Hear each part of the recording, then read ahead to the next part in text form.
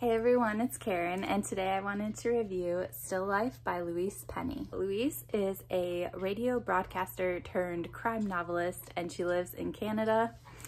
She has written, I believe, 17 books. I am reading this book with my family for our family book club that we started this year, and we tend to read a lot of literary fiction or historical fiction, so we're just trying to mix it up by reading a crime novel. Now, Louise Penny's books tend to be read by a lot of people who also read literary fiction. The other thing that I want to say is most of her books take place in Quebec, if not all of them. I think all of them do.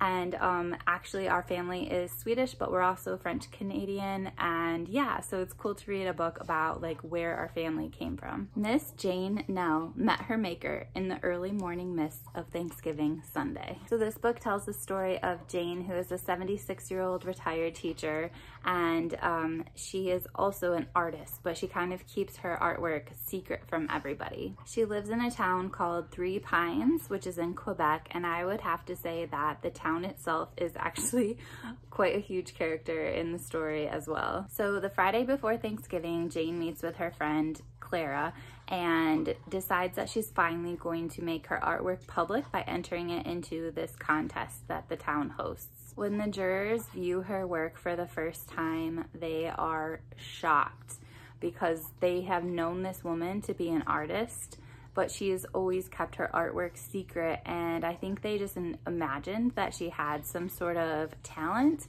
and the artwork that they see is basically stick people.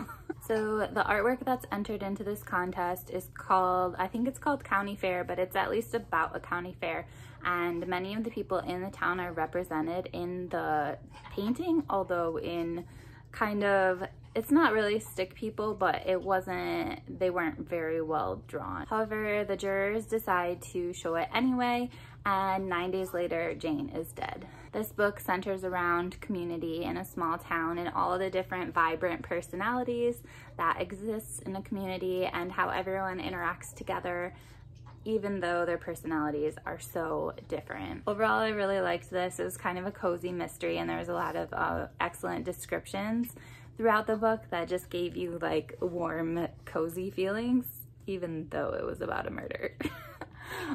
There were lots of descriptions of going into people's home and having like bookshelves that were overflowing with books, or I don't know, there was lots of book references. I will say I got a little bit bored in the middle of the book. There were a lot of different characters in this town that could have had a role in Jane's murder, and I just felt like I was just going through hearing all their stories for a long time, and I really just wanted to get going. In the end, I'm really glad I read it. I would say I probably would give it like 3.5 stars.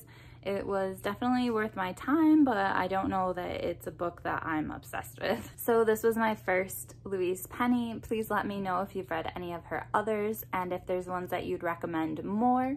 I'm curious if you have to read them in order or if it's okay to skip around. I hope you guys have an awesome week, and I will see you later. Bye.